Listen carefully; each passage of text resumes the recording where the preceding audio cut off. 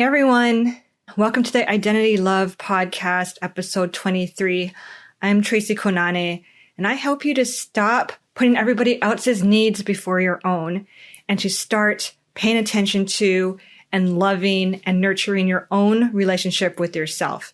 So this episode is all about romanticizing the right things.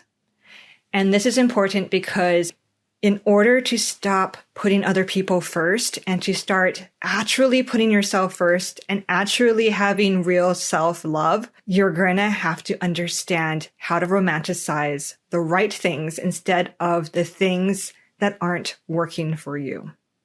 And so I'm going to explain exactly what I mean by that. But the way that I came across this idea was that when I was at the turning point of my life, when I started to realize how excessively much I had been prioritizing and performing and bending over backwards for not only my partner, but for everybody else in my life, bosses and friends and people I hardly even knew.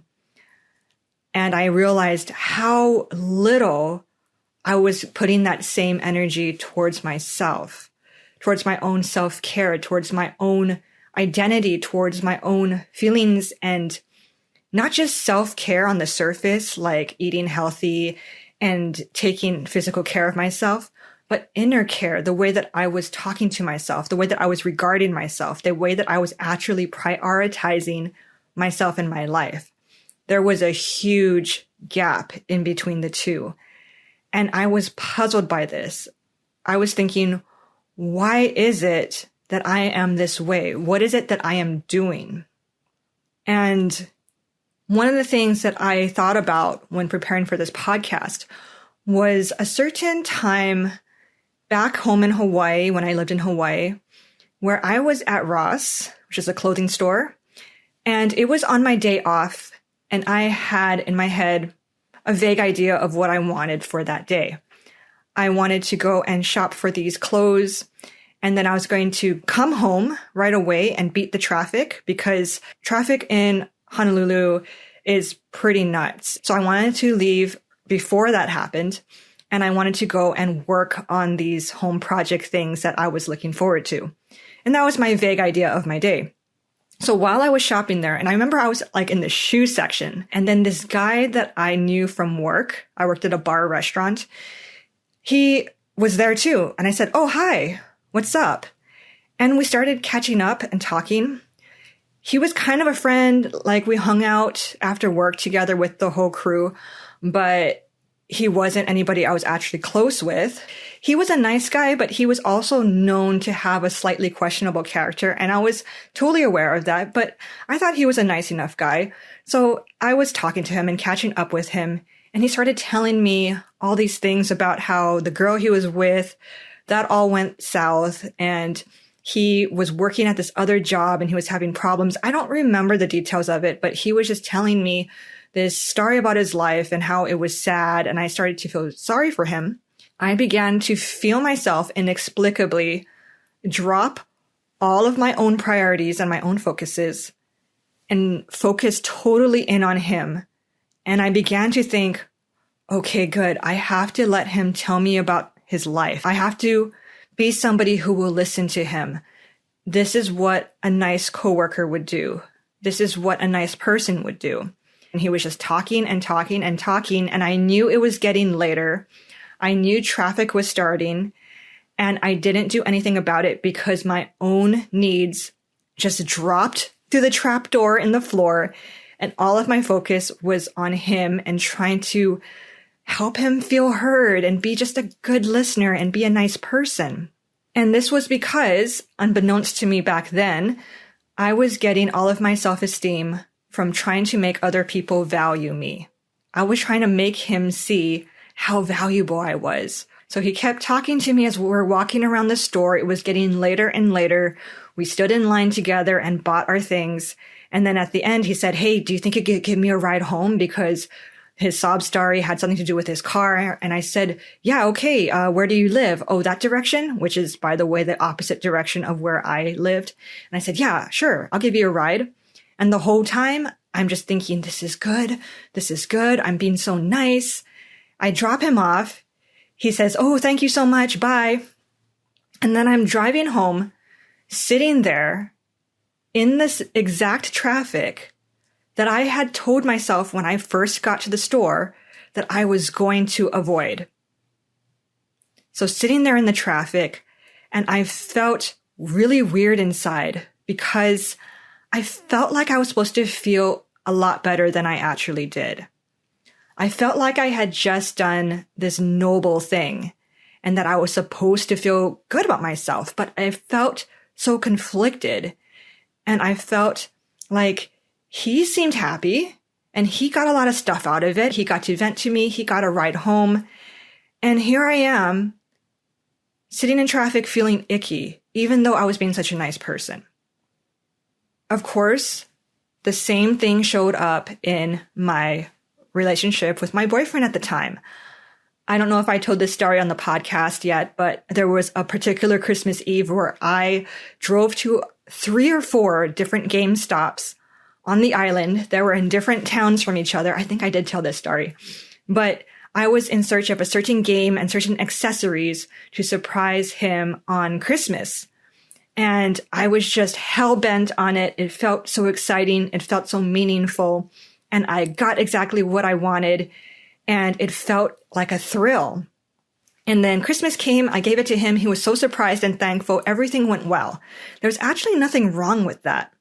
Other than going out of my way, I didn't really lose anything in that. It was my day off, and there was no real downsides for doing that other than, I guess, spending gas money.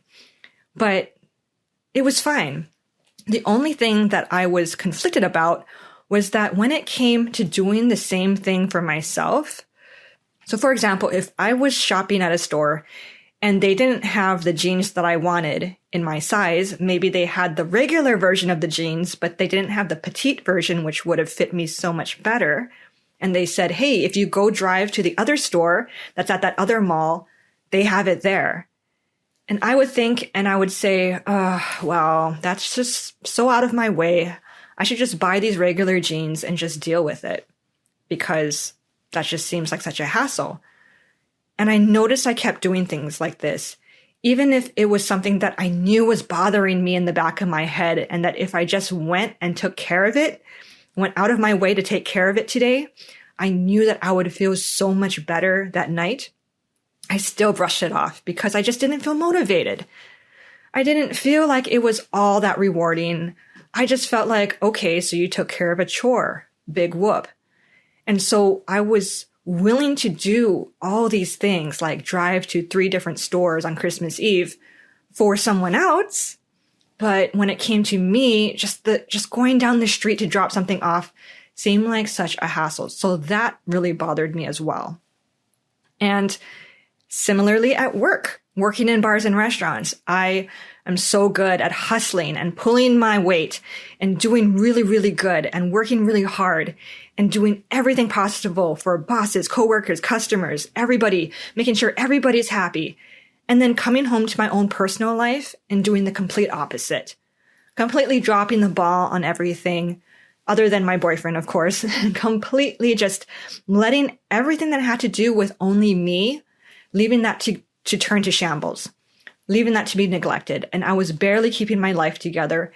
And the thing about this is that I felt like this was a good thing, but I knew that it was ruining my life. So it was very interesting that I took so much pride in bending over backwards for others. But when it came to myself, it felt so unmotivating. So I wanted to try to close the gap between this discrepancy, between how much I was motivated for others and how little I was motivated for myself. Because I did try to willpower myself. I did try to say, okay, let's stop caring so much about pleasing others and let's start caring about pleasing myself. I did try that, and it felt not exciting. It felt like something was missing, like I was just forcing it and that I was just doing yet another chore. So here's what I noticed. I noticed that I was romanticizing all these things that I was doing for other people. I was romanticizing. So I had this vision in my head that was romanticizing the actions that I was doing for others. And so I looked up online what it actually means, what the definition is to romanticize something. And here's what it says. The definition of romanticize is to think about or describe something as being better or more attractive or interesting than it really is. So it's to think about or describe something as being better and more attractive than it actually is. So I was romanticizing going against myself.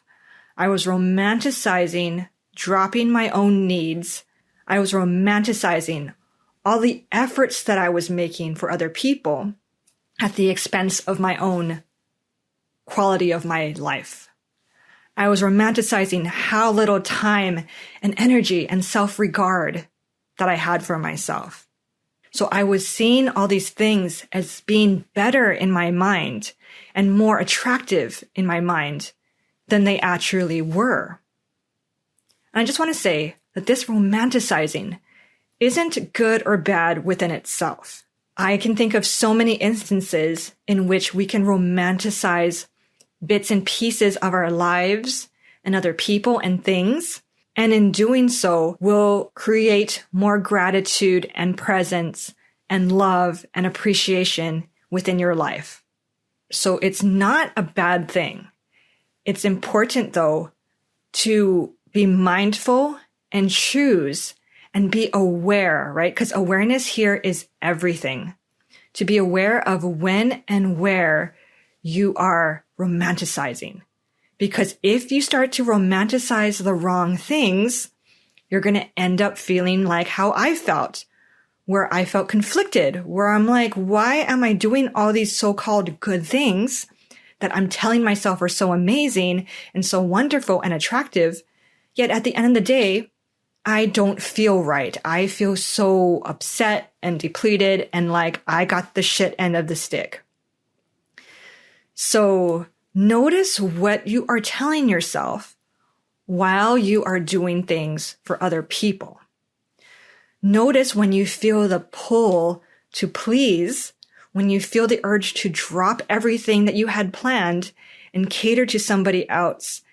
Because in the moment, it's going to feel good. It's going to feel motivating. It's going to feel like this is actually important and real and that there's no other choice, right? But if you stop and pause for a second and just look to see what thoughts are going through your head, you are going to notice that you are telling yourself something about what it is that you feel pressed to do. In my example at Ross with my coworker, I was standing there, patiently listening to his story, consciously knowing that it was getting later and later and later, and that I was sabotaging myself. But the reason why I kept standing there and listening to him was because the thoughts in my head were telling me over and over again a romanticized version of what I was doing. It was saying, you're being such an amazing person. You're being such a good listener. This is what the world needs more of. People who care about each other, people who care when someone is suffering. You're being such a good person. You're making his day so much better. This is what it is to be a good human. You're doing such a good job. You have to do this. This is so nice of you. You're such a good person. He's going to think you're such a good person. You're going to be so valuable in his eyes, and he's going to think, wow, she's a great friend. And it's often not so literal, right? It's not that we actually are thinking exactly these things, but there's something that is going through our minds in which we are believing that. We are believing these underlying thoughts that whatever it is that we're doing in the moment, even though it is sabotaging ourselves and our true wants and needs and preferences, that this thing is amazing and wonderful, and you have no choice because it's wonderful. So we have to be aware of what is going through our minds when we are feeling the pull and the motivation to please somebody. Where is it coming from? When we know we're dropping the things that we deep down inside are wanting to tell ourselves are important, the reason why we're so willing to drop those things and cater to somebody else is because of the story in our heads that we're telling ourselves about the catering. We're making it mean something romanticized and better than it actually is. And when we tell ourselves that something is better and more romanticized and attractive than what it actually is, we feel motivated. The reason why we feel so motivated to please, why it feels like we're so helplessly motivated to please, is because of this romanticized story. The story motivates us. It gives us a perspective. And this is all it is.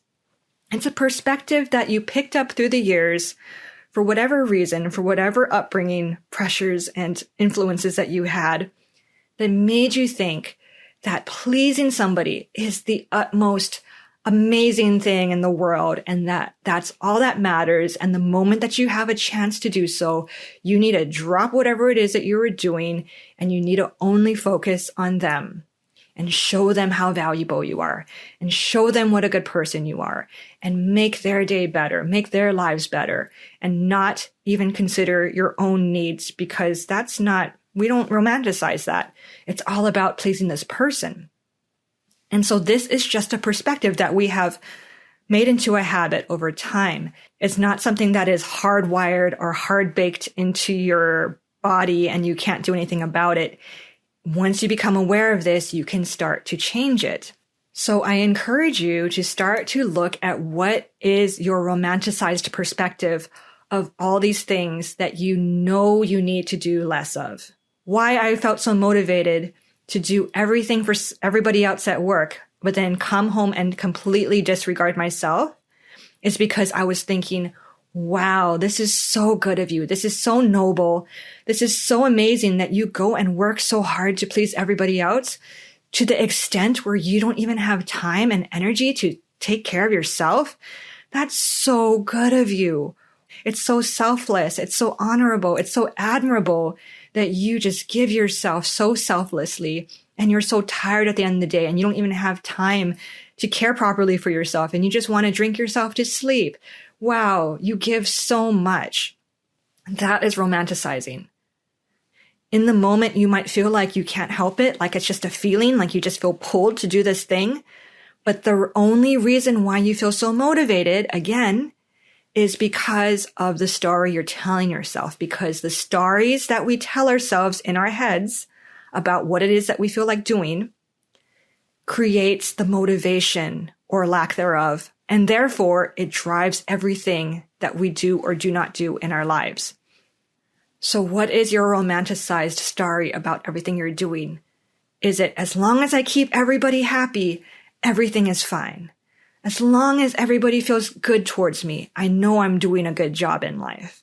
It doesn't matter what my personal life looks like. As long as I'm keeping everybody happy, that's good. Are you romanticizing barely keeping it together? Are you romanticizing how much you sacrifice for other people? Are you romanticizing how uncomfortable and how much you endure and how much you suffer just so you can make other people happier with you, so other people will feel more comfortable with you, just so other people will think more highly of you? What is that story that you're telling yourself? Because that's the whole reason behind it all. And when you're noticing how much you are romanticizing these things that you do for other people, you will start to, in turn, notice how much you are not doing it for the important things in your own life. You will start to notice how much you're not romanticizing and how you are devaluing and diminishing the actual things that will make your own life higher quality, the actual things that will make you like yourself more and feel better about at the end of the day. We just gloss over the idea of doing the things that we want to do. We just diminish how important it is. I was diminishing how much it would affect me to stick to my plans and to get home before traffic and to get my project done. Instead, I was so used to romanticizing the people pleasing that as soon as I came upon somebody else who had needs, I completely started to go with them because that's what the romanticized story was all about. So I imagined, what if I romanticized just as much my own experience of doing things for myself, why it was so important to get home before traffic, how wonderful it is to get home before traffic starts, how easy and pleasant the drive is in comparison, how it feels so good and it feels like a little giddy win for the day to know that you made it home easy and fast and on time. And meanwhile, all the traffic is starting and you just missed it and you just did this thing for yourself. How wonderful it is to just get home so smoothly. How nice the drive is when you're not just stuck behind all these cars for miles and you get home in such a better mood. I feel so much better than if I was stuck in traffic for an hour. And I feel like I'm ahead. I got my life together. I take all my things up to my apartment and I have my project that I can work on. It's still early in the day. Everything feels good and fresh and it's just rolling nicely and I get stuff done. Momentum creates momentum. It just feels so good to stay on task, to do what it is that I said I wanted to do, because at the end of the day, it just feels so good to go to bed knowing that I did these things and I created a good feeling for myself. And when I do these things that make my life nicer, I respect myself so much more. I feel compatible with myself. I feel like I am doing life in a way that ups the quality of my experience. And I just feel so much better, happier, higher self-esteem naturally at the end of the day, compared to if I was stuck in traffic and everything got backed up and I didn't have enough time to do my project because I was so tired and annoyed afterwards. And then I was just disappointed in myself after that. That's horrible. It feels so nice to just do what I said I wanted to do and come home and like myself at the end of the day. So notice how I just build up the importance of the good feelings of how it feels at the end of the day, right? Not in the moment necessarily, but at the end of the day, once I did everything the way that I wanted to, how good that feels and how I actually feel the self-esteem from myself that I had been trying so hard to get from other people. I get to give it to myself without relying on anybody else. And that feels so good. So notice how much detail and emphasis I just put into that romanticized story about me getting home before traffic starts. And I did it in this way because how I would normally do it is just this.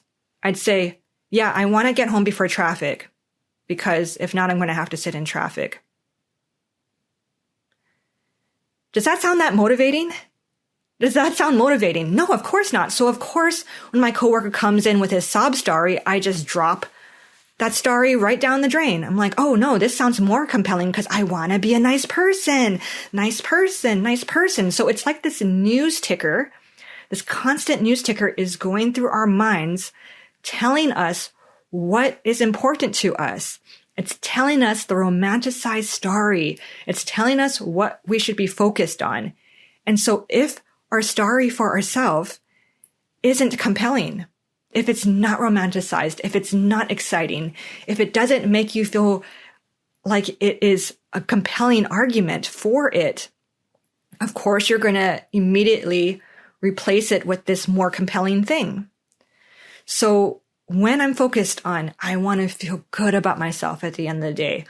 I want to have done everything to please myself. So at the end of the day, I like myself. And I use that as a news ticker that goes through my head. And I'm going through my day thinking, I just want to feel good about myself at the end of the day. I just want to do things that I said I wanted to do so I can feel better about myself at the end of the day versus if I didn't do this.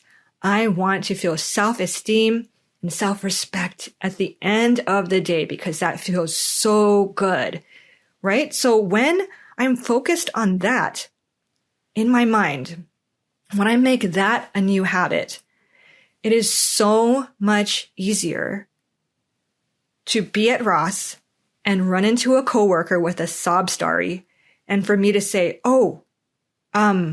hey, it was great catching up with you, but it's getting kind of late because traffic is going to start soon. Oh, you want a ride? Where do you live? Oh, just, okay, up there? Yeah, well, if you get in line with me right now and you pay right now, I'll totally give you a ride. But if not, I gotta go and I'll see you at work. It is so much easier to say that. Like I wouldn't even have to think about how to say it right. It just comes out of me because I am motivated by this romanticized story about how good it's going to feel at the end of the day for me to stick to what I know I wanted to do. It is a strong enough story that it won't get replaced by the old story of me saying, oh, but you need to be a good listener, be nice to this person and make them value you. My story about how good it feels at the end of the day to respect myself, it is bigger and more romanticized than the other story about being a nice person. And so in the moment, I can totally still be a nice person and say it was great catching up with you, but I gotta go before traffic starts. It's just so much easier to say that when I'm motivated by wanting to feel amazing about myself at the end of the day and using self-love and self-alignment and self-compatibility as my romanticized story about what truly feels good in my life. These stories, these romanticized things are so powerful. Like I said, it motivates us. It motivates us in every situation. So if you start to build up and start to tell yourself and remind yourself and practice romanticizing in your mind the benefits and how good it feels when you do the right things for you, when you stick to your own plans, when you pay attention and honor your own preferences. And if you messed up a lot in the past, like how I have, you have a lot of evidence for why it's so much better to follow yourself than to please somebody else. You have a lot of motivation, a lot of negative reinforcement to compare it to of how disappointed and conflicted and exhausted I felt at the end of the day when it was all about everybody else versus the nice, good, genuine inner feeling that I feel when I am actually caring for myself and respecting myself and sticking to my plans. So instead of thinking what this person is going to get out of it and how their thoughts about you are going to give you what you think you want, you're going to think about how your own actions towards yourself are going to benefit you, how they are going to, at the end of the day, or at some future time, they are going to amount to so much more than this current quick, fleeting moment of pleasing somebody else and then afterwards feeling like crap and feeling disconnected from yourself. It feels so good at the end of the day to do the hard things in the moment. Do the hard things in the moment for yourself, where you prioritize yourself, where you make decisions for yourself, where you go out of your way for your own self. Tell yourself why that feels so good afterwards. Make a big deal about it. We are so used to doing things for ourselves and immediately devaluing it, saying, wow, you returned your library books on time? Big whoop. You're an adult. Congratulations. Versus, oh my God, I returned my library books on time. I would have normally just let it slip and I would have to owe money and I would feel crappy about myself. And then I'd go in there and I'd feel guilty and then it just ruins the rest of my day. No, I went and I returned them on time. This is great. Just like how I would feel so good about myself, so proud, if I went and returned my partner's library books for him and saved him from having to go and do it himself and saved him the trouble of worrying about it. I would be telling myself a romanticized story about that. So I do it for myself too. And when I do this, I amplify and notice all the benefits that I get from doing these things for myself, for doing all the same uncomfortable things, but for myself, that I am worth going out of my own way for, to please myself, to do things aligned with me. That's the most important thing, because at the end of the day, I get to feel good about me. We have to keep repeating it over and over in our heads like a news ticker, because it's not so much about stopping the romanticizing of being a nice person, so much as it is about romanticizing your own pleasing, your own self-care, your own self-love, your own prioritizing, just as much, if not 5% more than the romanticizing that you're doing towards other people, so that when they have a tug of war in the moment, your self-love and priorities are going to win, because even if it's just 5% more, you're going to pull the rope in your own direction. Do you see? So it comes from our own perspective, from our own news ticker in our heads, from what it is that we are telling ourselves about the things that we are doing for ourselves and why it matters so much, and romanticizing how good it feels to do things for ourselves, because it does feel good. We're not lying to ourselves. It's just that we write it off so quickly. We write off the benefits of our own self-care and self-prioritizing so quickly that it feels like we don't get the same benefit and the same high from it than when we please somebody else. So we have to allow ourselves to enjoy the fruits of our own labor, to actually enjoy the love and the relationship with ourselves by really amplifying it for ourselves, because we are amplifying it when we're doing it for other people. So it's kind of like shouting to ourselves in our own heads, wow, you're doing an amazing thing, and this is benefiting you right now because look how much better you feel for doing it. I know you might feel conflicted while doing it, but look, you are benefiting, because at the end of the day, you're going to feel good. You're going to feel like you loved yourself, like you did the things that you wanted to do. If you liked this episode, I encourage you to listen to episode 6. I think it's called Questioning What You Believe in Your Relationship, because it's related to all these things that we often don't even realize we're doing that makes such a big difference in our lives. So I encourage you this week to really be aware of what is going through your mind when you are doing all these things for other people. What are you making it mean? How are you romanticizing it? What is this romanticized story that you're telling yourself? And then don't worry about changing any of that. But how can you start to romanticize more your own experience of taking care of yourself, of prioritizing yourself? Remember, it just has to be 1%, 5% more than the romanticizing you're doing for someone else, which might be a big leap in the beginning, but it's a practice that you have to keep doing over and over. Start making it so that the tug of war is less of just the instant win for people pleasing, and make it a little tougher where you're like, you know what? I have a compelling argument for doing this thing for myself. And practice this. Practice it. It's all coming from your own mind and the stories you're telling yourself. And this is how you hold on to and create a solid, strong, healthier identity. So much better things have come from me learning how to do this. I thought that I didn't have the guts, or I didn't know how to say the right things, or that I didn't have it in me to have boundaries or to decide when and where was the right time to say yes or no. I didn't have to figure anything out.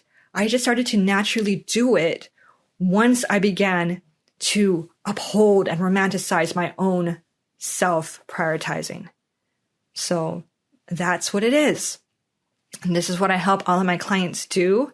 I work with you one-on-one, and I give you personalized, customized coaching and support and love and nourishment through whatever it is that you are going through. All of this comes from our relationships with ourselves, our own self-identity. That's when all the other relationships in my life got so much easier, got so much under control, and everything changed just from focusing on taking care of my own identity and self-relationships. So that's what I help you do. If you're interested in that, go to my website, identitylove.com. You can book a consult with me and we can talk. Thank you so much for listening to the podcast, and I will talk to you next week. Bye.